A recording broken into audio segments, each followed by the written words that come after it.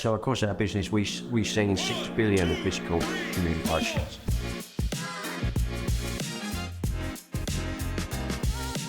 Firstly, thanks for doing the podcast with us, Dave. This is one of the series we do on thing called Sense of Identity. Now, identity obviously is a cool part of what we do. In this context, it's more people getting to know, wow, this extraordinary business, because I've been there a couple of times, it's just blown me away. So I was really delighted on the way to chat. But Dave Reynolds, CEO of Paragon Customer Communications, welcome to our podcast. Thank you very much. As I say, for me, when we met before we started chatting about Paragon and what you guys do, the first thing that I guess I was really keen for people who watch this podcast to understand was just the breadth. I mean, this is an absolute titan of a business in terms of the magnitude of your output, the scope of the people, in terms of the brands and the sectors you deal with. And I don't want to steal any thunder around this stuff, or things are going to blow people's minds when they understand what we're trying to logistically cope with. But would you mind just giving us a little bit of background, one about the business and two about how you arrived here to end up having to run this ship? Okay, so if we start with our idea, I guess you should probably, so the Dagenham site in particular, it was the coming together of 17 different businesses, one of which was my business, which had merged with another couple of businesses, and so we've had a few names along the way. Yeah. So this was bought by corporate America, sold by corporate America, and then bought by Paragon. So this was the coming together of that. So it's been a long journey. I've been here, if you count having my own business, for 30 years, and we've moved into this site probably about 15 years ago. I would say we've been home in here. And the journey to what we imagined then is still going on.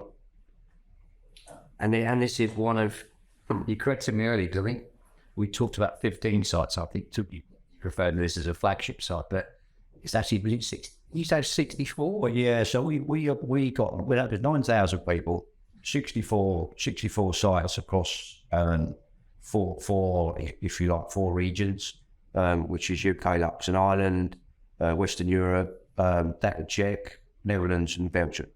So we sell 15 countries, selling into 25 countries, I guess. So 1.4 billion euro business. Unbelievable, yeah. And again, just to sort of give some people from watching the light splash shows a bit out there in sense of it, and you very kindly gave me a bit of a tour around. I actually appreciate it because you deal with government contracts and very sensitive, personalised data, very strict regime about one, getting into the building, getting into the car park, identity, all that makes sense. But the throughput in terms of the paper output, packs and those things, you listeners a little bit of some metrics. So across our business, we've seen 6 billion of physical communications. So pretty, it's a lot of 3 months and a little hard. Yeah. So we actually send more digital communications than we send paper. So 30 billion digital communications. So it's technology is very much at the core of what we do. So this is what makes this factory tick. Yeah. And I think that's the bit that I think is really interesting. So, obviously we're pretty, prevalent in the financial services market. You guys are in that market and lots of others. But the bit that I think probably will surprise people is just that blended approach to communication. You started chatting before about, the fact people need choice. Exactly. And that's what they get by dealing with. Maybe that, I think we've always offered choice. And, that's been very much accelerated by the pandemic and that drive to change it and fuel put on that fire by the economic crisis that we're all going through, and companies are looking at ways to save money. My view is that there's lots of opportunity for digitisation done properly. Understand the journey, understand who you're talking to, talk to the people in the channel that they want to be communicated with, and give them options. If you try and turn off paper completely, for somebody and they're adverse to that, you're going to find it very difficult to keep that person engaged and loyal to your brand. You know, most of our work is for regulated companies. Yeah. Clearly, we're in the retail space at the same time, but you know, where there's regulation, but in particular, you know, financial services, so insurance, asset and wealth, retail banking, all of those customers deal with, or for our customers, deal with the constant threat of cyber, and so that, you know, sometimes the best place to turn somebody off of paper is when they've got a piece of paper. You said there was even that phrase you used a minute ago. That for me, that resonates. That I can see. It's a trust thing, isn't it? And you know, we all would look. You know, if you get a text, is it really from the people that are writing it all the time? What text is that? Is that my bank or is that a scammer? Yeah. And you know, and you're never quite sure. But that reassurance of paper, albeit that we're even seeing that, you know, that become a thing now, is that, so that reassurance of paper and following a QR code, for example, one piece of paper into a port or an archive or whatever it may be. Yeah. That then you are able to say, okay, you know, you've recognised that person in, you filled an online form in, you've got an email, an encrypted email that tells you you've done what you wanted to do, and you understand that as long as that journey, that digital online journey, is as good as the paper one, then, you know, you're accepting of it and willing to rattle. Yeah. So funny enough, actually, a mutual acquaintance actually was responsible for this relationship way back, Andy. I remember ringing him up saying to him, you know, it feels like there should be a blend here. And one of the first words he said was, fucking expletive, by the way, was, you're never going to get rid of all paper. And he's right. To this day, he's right. We've had that choice, that blend. And the fact that you've got a one-stop shop for that was the thing that I think was resonating for us in terms of why it was so important to try and work. And you know, absolutely, it's about the solution, and what companies tend to find we want to move is that, you know, you have to have that choice. You have to have that preference, and you have to remember that you've got legacy customers that want to completely come away from paper. Sometimes they want a mix of those channels, for different things. So it's, you know, we have to remember the legacy. You have to remember the sort of the rules around treating customers fairly, and you know all of that new legislation that's coming about. But choice is part of that legislation. Yeah, and consumer duty, I think. And that talks about all that stuff. Absolutely. So in the context of that digital journey, obviously, I'm passionate about security and comms and the cyber side of things. We've seen some shifts in people's receptiveness to that medium. It took my mum even, Mr. 80s. But it would be good, actually, if in your words, to explain why you mentioned actually the sheer volume of output you're doing on the email side of things, digital already, and then you've got portal functions, all those things. Yeah. What for you was the piece that was important around that encryption side in terms of working with us at the malware product and that stuff? You know, I think that it answers an ask for one of our customers. It's a great product. You know, we partner with lots of technology companies that are in that magic quadrant, if you like, and I think that it complements our service absolutely. You know, there's always a question about technology, isn't it? Make it yourself or go buy it.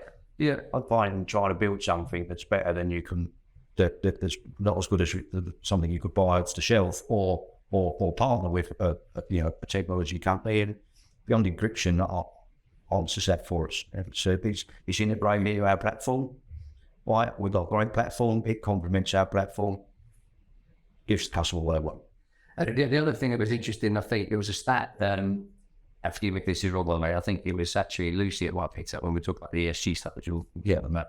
But I think you touch every household in the UK on average 1.4 times. Yeah, there's very little that I don't.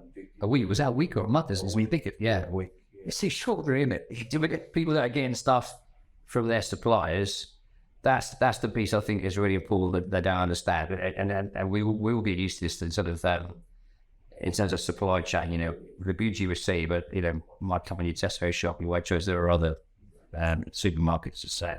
But the point is that the channel, the chain of events has to take place to get to your, through your door. Yeah. Well, that's what you're doing at the most titanic scale, aren't you? Exactly that. We our mainstay, as I say, is regulated business in that financial services world, but that stretches obviously out to insurance and the retail sector.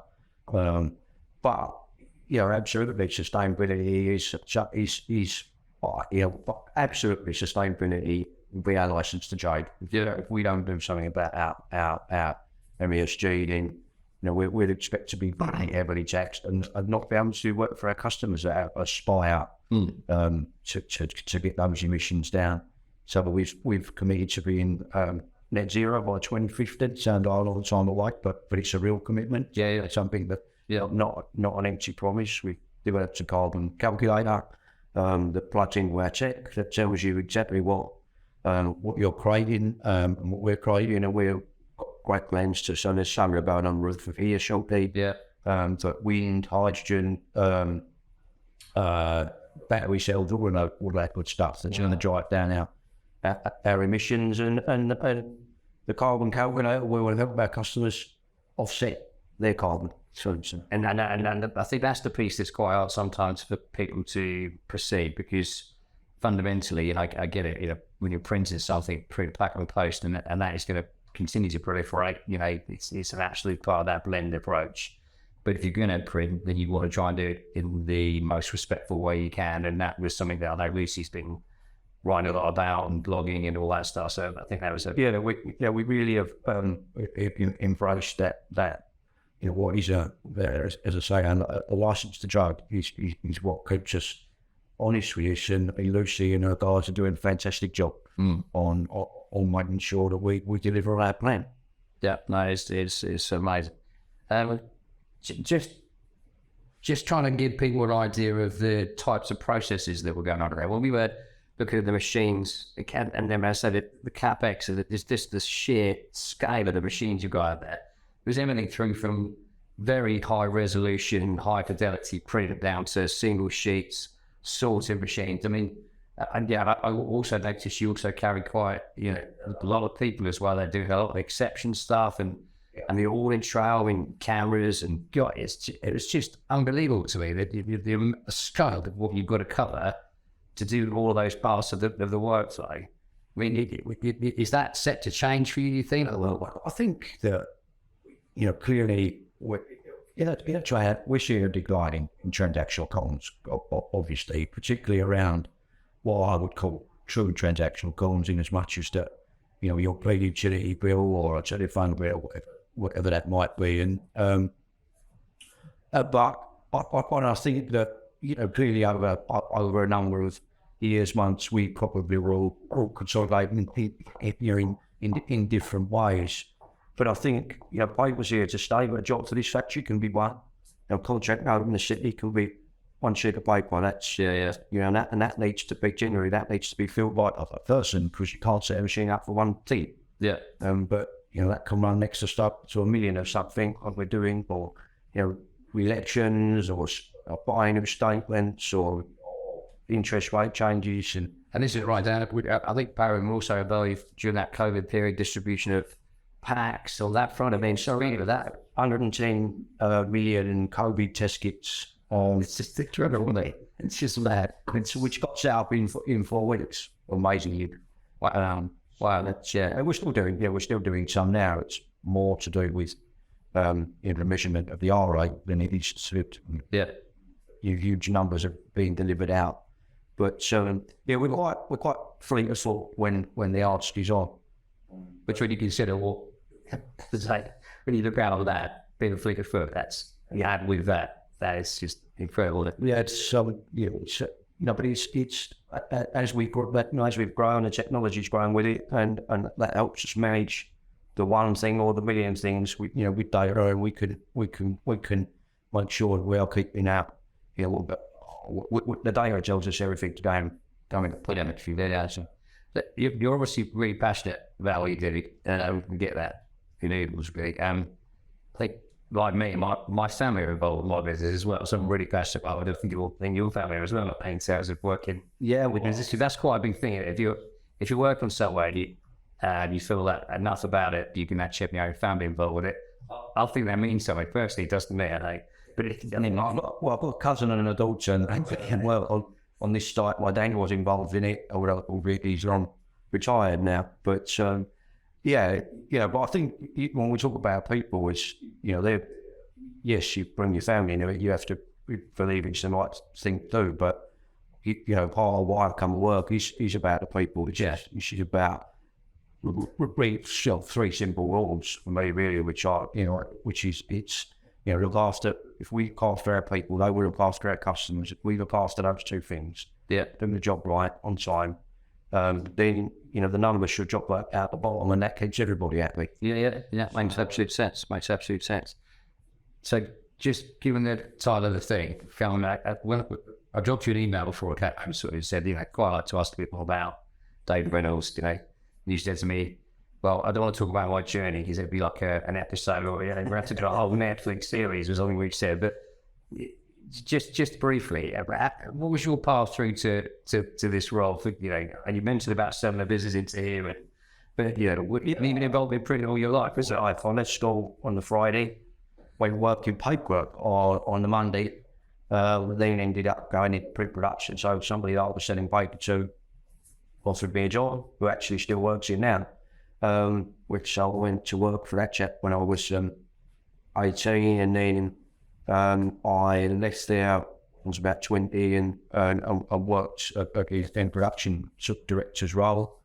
And true story, I went to Australia for 2 weeks, and when I came back, nobody was in the factory. So we'd gone bust while I was on a holiday. That was before the days of somebody ringing you up on a mobile phone. So I ended up out on the road selling. I got made redundant over twice. So back in the sort of 80s, decline, and then I thought, well, let's go out, and then I better start on my own. So and then I let out for handy, and it led from there really. And so that was so there's lots of twists and turns on the way.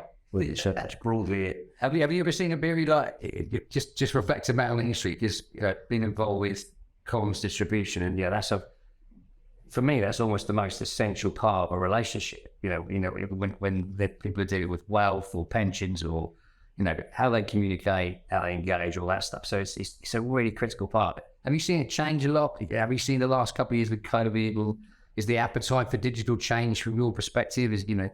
I think that. I think that we've done some consumer research, and absolutely it is the appetite to receive digital comms. It has changed, and that I think that our customers have worked harder to understand who they're communicating to, and that appetite for different types of comms, and finding their way through it. There's lots of reasons that you would. That digital comms can be a bad journey, and on one is cost. Absolutely, and we get that. So, but not always. That's the point. No, well, always. Yeah, it's a mixture. A mixture of both is the right answer.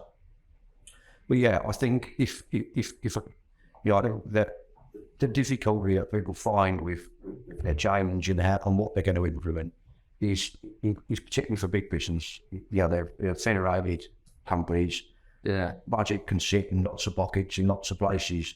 You kind of need to work out that what the whole thing looks like, but not try to boil the ocean. Do one thing at a time. Yeah, actually get some real. This year, what I call it following the wire. Fix one thing generally leads you to fix another thing and another thing. And that's what we're good at. What we consult and deliver it. And deliver the right solution. We're not just a consultant that says this is what you should do. Thank you very much. And much more holistic. So that's where we're seeing the most success, and understanding what our customers are saying. To help them. The problem statement for me is always the best place to start. If they understand their problems. Quite. So I always like to ask one sort of closing question, which is sort of away from everything else, which is, so if Dave Reynolds had the chance to go back and give the loner Dave Reynolds a bit of advice, what would be, if I'm lost something, what would be your keys? Something about what would I say? So the journey's quick. Is something you don't realise back then. Hold tight, don't fight change, and work to live on the other way around. Brilliant. Brilliant. Thanks very much, Dave. Really appreciate it.